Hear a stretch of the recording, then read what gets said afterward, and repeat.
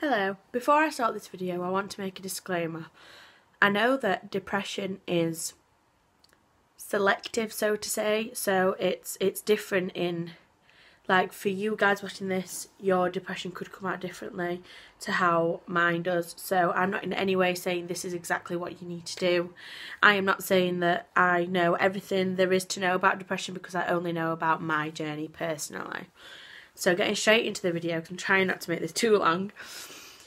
I'm not 100% sure what the title is yet, but this video is going to be about ways that I personally have dealt with depression, coming off my medication, things like that. So a quick backstory. I've been on antidepressants for around 2 years. And the reason why I went on them, the reason why I went on them was because after my niece passed away, like, my brain just kind of messed up and I relapsed and it just wasn't great, so I went to the doctors and got put straight on medication. As some of you may know, if you are on them or going on them or whatever, you may just know in general, when you go onto medication it's like a trial and error. So you might be going years and years through different kinds of medication before you find the right one for you. It took me around a year maybe to find the right one for me. Like I said, I was on that for like a good solid year at least. It's got to have been at least a year that I was on this medication. And many things in my life made me decide that I wanted to go off them.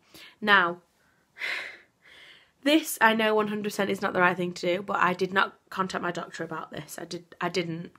And I suggest to you that you do if you're planning on going off your medication, just because it makes it that much easier, and there's also somebody else there, especially if you're one of those people. Thankfully this wasn't me, but especially if you're one of those people that likes to keep things private, it's easier to be able to speak to a doctor or a therapist or whoever you want to speak to about things, rather than somebody you know sometimes. I don't know, it's complicated. The whole thing's complicated. But anyway, so I decided to go off my medication. Part of this, a big reason for this was because once I moved house, if you might have noticed, I've got a different background. I moved house, I live by myself now. I moved house in September, so once I moved house, I was finding it really hard to find a routine, because it wasn't the same routine as what it was when I was back with my mum. And so, therefore, my medication didn't fit into this routine very well, because it took me a while to get used to being here by myself anyway, without the added pressure of having to take medication every day. That might sound silly, but I'm sure some of you have to understand what I mean. So I couldn't really fit that into my routine, so I was finding myself missing days, like here, there and everywhere. It wasn't even like one day a month, it was ridiculous. Like, I'd at least miss one day a week, and that is not how you get things into your body. That is not how you do that. So part of it was, the days that I am missing this medication, I'm overly upset, so to say, or whatever. My emotions are kind of wild some days, but it is not the end of the world. Like, at one point when I first started them, if I'd miss a day, it would pretty much be the end of the world. I was a mess.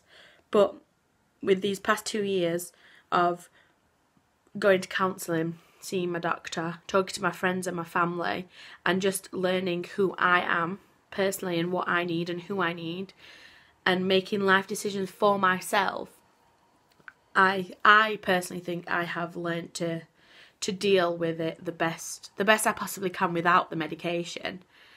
And that is honestly all I wanted. Like, yeah, I 100% still have a long way to go. I am in no way fine. I will hold my hands up and say I am not fine. I am not how I was before this depression came over me. I'm not who I was when I was younger. I am not that person, but I'm not going to be, because I'm 23 years old. I'm not 15 anymore. I'm 23. Do you know what I mean? So I know full well I'm never going to be that person, but for me right now, I am as fine as I can be. Like, so that I knew that I could go off the medication. So, another quick disclaimer, this video is going to be longer than I thought. So anyway, a few tips that have helped me overcome this is, First of all, even if you're not going to tell a doctor, please tell somebody that you're going off your medication. I had 2 friends that I messaged and I said, look, I'm going off my medication because I feel like I can do it, and I feel like my brain is a little bit better.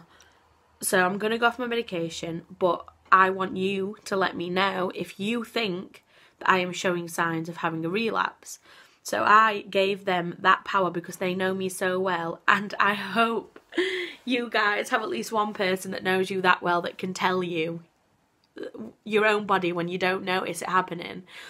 So I said, if you feel that I'm relapsing and I'm getting worse, please tell me and I will go back to the doctors and I will go back on medication.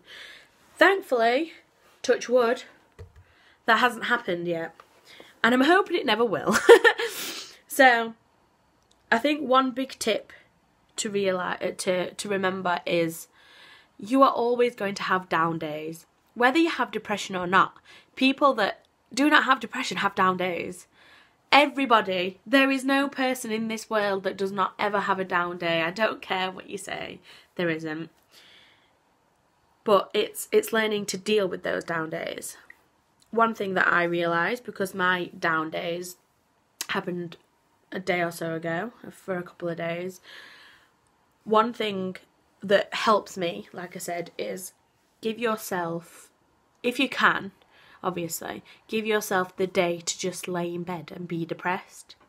Because shutting it away is not going to help you in the long run. Yeah, it might make you feel better then and there, but if you don't have the time or the capacity to just be depressed, then it's not going to work out in the long run, because you're going to feel like the only thing that you can do is be happy. And that is no way to live. So for me, like I said, it span over like 2 or 3 days for me. On the 3rd day I was getting better, obviously, but like I couldn't go in the shower, I couldn't brush my hair, I couldn't get out of bed. Luckily these were a day that my daughter weren't here, because as a lot of you may know, especially if you're adults, when you have responsibilities, you have responsibilities. A lot of those you can't just get rid of. Like, fair enough, if you're in school or college or work even, you can call in sick, but when you've got a child in your house that's depending on you, you can't just, like when you're a single person, when you're a single parent, you can't just lay in bed all day, which is very unfortunate. And I've been through those days where you can't just lay in bed all day, and it's the fucking worst. It genuinely is the worst. But like I said, so the other day I just literally laid in bed and was just depressed all day. I had some alcohol because that's how I make myself feel better, which is very bad advice. So I'm not telling you to do that. But I laid in bed, had a couple drinks by myself, listened to a lot of loud music, because those are things that make me feel better. A lot of the time when I'm in this mood, I don't want to eat, which, as you can see, is a rarity. So when I'm in that mood, I just I'll just eat what I can. So I won't like force myself to eat 5 fruit and veg a day and things like that. If I'm in that mood, I'll just eat what I can, because eating something is better than eating nothing. Same as drinking. If you can't stomach water for whatever reason, and when you're in this mood, don't drink it. Drink tea, drink juice, drink whatever the fuck you want. As long as you are digesting something, you will be fine, as long as you don't live like this forever. I think as well, you need to have friends that not necessarily have been through it, but can understand. And it's like, I have a friend, her name's Lucy, she's great, and I will get her in one of these videos one day. But I have a friend and she will literally just come over to keep me company and just not say a word sometimes if I need her to. She will literally just lay next to me, barely say anything, just so I don't feel alone. And that is one of the most beautiful things in a friendship ever. I pray that you guys have at least one of those people in your life, because it is just so beautiful. I don't know why I'm getting so emotional here. As for things like cleaning up, You can't really see, even though that looks really cluttered, but that's actually just staying how it is. But as for things like cleaning up, like I said, you can't really see, but my house is a tip. Like, there's a literal black bag there. Me as fuck. But my house is a tip. And for me, the thing that gets me through is when you, on a rare occasion, feel like tidying up, just do it. Even if it's going to make you tired for the rest of the week, just do it to clear your mind a little bit. I know a lot of people say tidy house, tidy mind. I don't know if that's true, honestly. But I can see it being true, but I don't know. I guess it depends on the person. But yeah, so tidy mind, tidy house. No, tidy house, tidy mind. So I think personally, because I've tidied up in my bedroom a little bit today, that has made me feel a little bit better. Like, I'm not in any way saying that today is going to be a great day and I'm going to be really happy, because that's just not feasible. But tidying my room has made me feel that tad bit better. But also, at the same time, see, this is the struggle I'm sharing with you. At the same time, I was going to get a shower after I tidied up, and now I have literally zero energy. I plan to just lay in bed until it's time for me to leave the house. So I think a lot of depression and overcoming the bad days is you need to have a lot of give and take in your life. So yes, I've tidied up and that is great, but I do not have the energy or the capabilities of having a shower right now. You have to decide which one's more important. And then do that thing.